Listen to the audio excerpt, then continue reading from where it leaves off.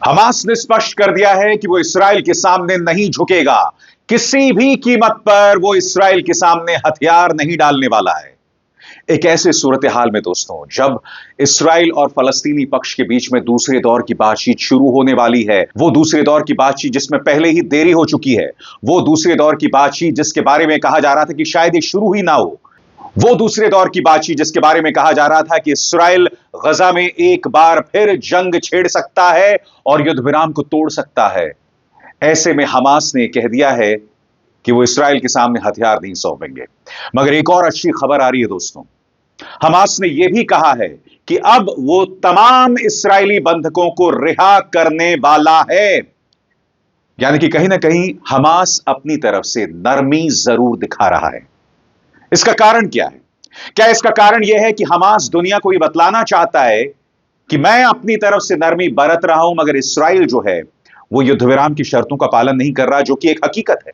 या फिर कहीं ऐसा तो नहीं है इसराइल के लगातार हमला करने के बाद हमास जो है कमजोर हो गया है, लिहाजा उसके पास कोई विकल्प नहीं रह गया है?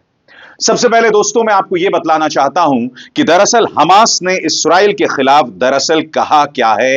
एक एक शब्द पर गौर कीजिएगा, क्योंकि हमास के इन तेवरों से स्पष्ट है कि वो इसराइल के सामने झुकना नहीं चाहता है, मगर समानांतर तौर पर वो सभी इस्राएली बंधकों को रिहा करने के लिए भी राजी हो गया है।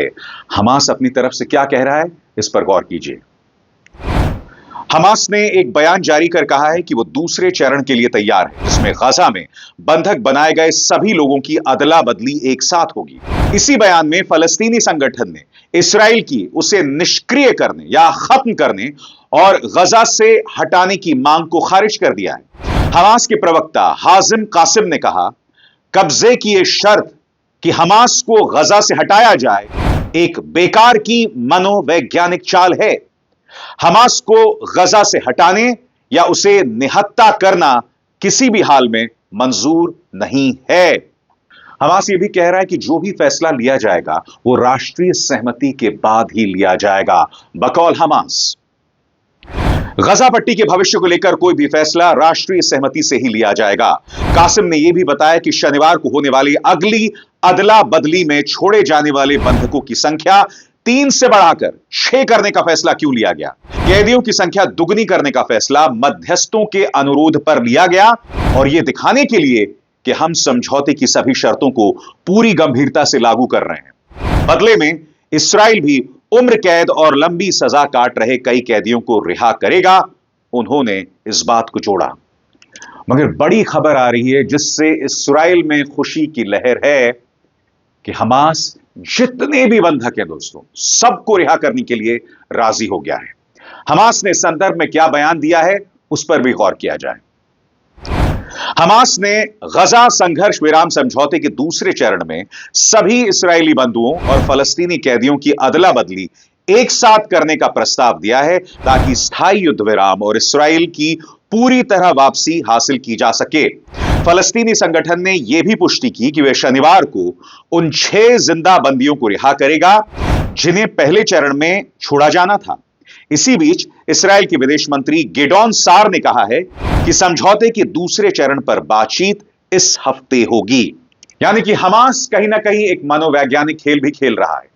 वो दुनिया को यह बतलाना चाहता है कि इसराइल अपनी तरफ से कितना सख्त और साफ तौर पर लचीलेपन की कमी दिखाई देती है इस्राएली रवैये में, मगर दूसरी तरफ हमास इस मुद्दे पर लगातार नरमी दिखा रहा है। हमें नहीं भूलना चाहिए दोस्तों, दूसरे दौर की बातचीत शुरू होने वाली है, और इसी दूसरे दौर की बातचीत के बारे में पहले ही सवाल किए जा रहे थे कि क्या यह दूसरे दौर की बातचीत शुरू हो सकती है। विदेश मंत्री और उनकी टीम जो है इसमें सक्रिय हो गई है, और मैं बात इस्राएली विदेश मंत्री की कर रहा हूं। बड़ा प्रश्न कि क्या यह अंजाम तक पहुंच पाएगा, क्योंकि आपको बतलाने की जरूरत नहीं है कि अमेरिका और इस्राएल एक मंच पर खड़े होकर ईरान को धमकी दे रहे थे। यानी कि कहीं ना कहीं बेंजामिन नेतन्याहू, इस्राएल के प्रधानमंत्री बेंजामिन नेतन्याहू इस मामले को बढ़ाना चाहते हैं, इस संघर्ष को बढ़ाना चाहते हैं, इसके दायरे को बढ़ाना चाहते हैं। आपको याद है उन्होंने क्या कहा था अमेरिकी विदेश मंत्री मार्को रूबियो की मौजूदगी में, कि हम ईरान को नेस्तनाबूद कर देंगे, उनके न्यूक्लियर वेपन्स को तबाह कर देंगे। इस तरह के बयान उन्होंने दिए थे। सुनिए बेंजामिन नेतन्याहू ने कहा क्या था। a very productive discussion with our staffs on a number of issues. None of them are more important than Iran. Israel and America stand shoulder to shoulder in countering the threat of Iran. We agreed that the Ayatollahs must not have nuclear weapons.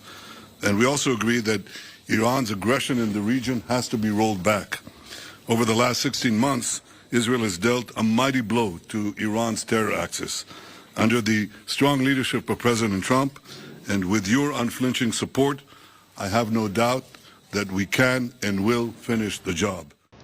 तो एक तरफ ये बयान जहां लगातार पारे को बढ़ाने की कोशिश इस्राइल कर रहा है और दूसरी तरफ हमास जिसने कह दिया है कि हम सभी बंधकों को रिहा कर देंगे। इसमें दो राय नहीं है दोस्तों कि इस वक्त जो ताजा संघर्ष चल रहा है जिसमें कम से कम 60,000 फलस्तीनी मारे गए हैं, उसकी जिम्मेदारी काफी हद तक हमास के कंधों पर है, क्योंकि साल 2023 में इसी हमास ने बेकसूर इस्राएलियों पर हमला किया था, जिसके बाद ये जो टकराव है वो बढ़ गया। मगर इसका अर्थ यह नहीं था कि इस्राएल को इस तरह से बेकसूर फलस्तीनियों को मौत की घाट उतारना था, मगर इसकी जिम्मेदारी कहीं ना कहीं हमास के कंधों पर थी। अब वो नरमी बरत रहा है। स्वाभाविक सी बात है, उसके आलोचक ये जरूर कहेंगे कि ये नरमी इसलिए बरती जा रही है क्योंकि वो कमजोर हो रहा है। ये नरमी इसलिए भी बरती जा रही है क्योंकि बड़े पैमाने पर बेकसूर फलस्तीनी भी मारे जा रहे हैं, इसलिए मामला पेचीदा हो जाता है। दोस्तों, मैं आपके सामने अल जजीरा की एक रिपोर्ट पेश करना चाहता हूं, जिसके अंदर अल जजीरा ये बता रहा है कि ये जो बंधकों की अदला बदली कैसे होगी, वो ये भी बता रहा है कि कितने बड़े पैमाने पर कई फलस्तीनी जो हैं वो इस्राएली जेलों में हैं। और इस रिपोर्ट में आप देखेंगे कि उनकी क्या हालत है, किस तरह से जमीन पर वो लोग बैठे हुए हैं, उनके शरीर पर कोई कपड़े नहीं हैं, उनकी क्या हालत है इस रिपोर्ट में उसका भी जिक्र किया गया। और बात यहां नहीं रुकती है, यहां पर हमास ये भी कह रहा है कि हम उन 2 इस्राएलियों को भी रिहा कर रहे हैं जो कि गजा घुसे थे जासूसी करने। यानी कि इतना गंभीर आरोप था और हमास इस पर भी तैयार हो गया। आइए देखते हैं अल जजीरा की report. A bittersweet breakthrough in Gaza ceasefire talks. Hamas has announced it will release the bodies of 4 Israeli captives ahead of the agreed-on timeline. They include the remains of Shiri Bibas and her children, Ariel and Kfir. They were killed in Gaza, reportedly in an Israeli airstrike in November 2023. The boy's father, Yarden, was freed earlier this month. In exchange, Israel will set free half of the women and children Israeli forces took from Gaza during the war. It's not clear how many Palestinians were forcibly disappeared or how many remain alive. Israel refuses to disclose that information. Another breakthrough. On Saturday, the 22nd of February, the remaining 6 living Israeli captives who were due to be released in the first phase of the agreement will be released. Among them, Hisham al-Sayed and Avera Mengistu. तो मामला यकीनन पेचीदा है दोस्तों, मगर अब देखना यह है कि आने वाले दिनों में क्या होता है। क्या इस्राएल युद्ध को बढ़ावा देगा? क्या बातचीत जो है वो आगे बढ़ती जाएगी? क्योंकि बेंजामिन नेतन्याहू की बिल्कुल भी नियत नहीं है बातचीत की ये प्रक्रिया आगे बढ़े। ऊपर से डोनाल्ड ट्रंप भी जो है लगातार धमकी दे रहे हैं ईरान को, मगर उन्हें समझना पड़ेगा कि ईरान के साथ पारा बढ़ाकर गजा में शांति नहीं हो सकती। उसके अलावा उनका जो सुझाव था कि हम गजा को साफ कर देंगे और फिर वहां पर पुनर्निर्माण करेंगे, किसकी मदद से? वो जो गजा में तबाही लेकर आया यानी इस्राएल। तो वो पुनर्निर्माण की बात तो कर रहे हैं, मगर उसमें इंसानियत की सख्त कमी है। तो स्वाभाविक सी बात है कि उनकी बात पर कोई विश्वास नहीं कर रहा है और इसलिए गजा और इस्राएल में मामला पेचीदा होता जा रहा है। क्या बेंजामिन नेतन्याहू को सद्बुद्धि मिलेगी? हमास की तरह क्या उन्हें भी सद्बुद्धि मिलेगी? हमें इस बात का इंतजार होगा। अभिसार शर्मा को दीजिए इजाजत। नमस्कार। स्वतंत्र और आजाद पत्रकारिता का समर्थन कीजिए, सच में मेरा साथी बनिए। बहुत आसान है दोस्तों, इस ज्वाइन बटन को दबाइए और आपके सामने आएंगे ये 3 विकल्प, इनमें से एक चुनिए और सच के इस सफर में मेरा साथी बनिए।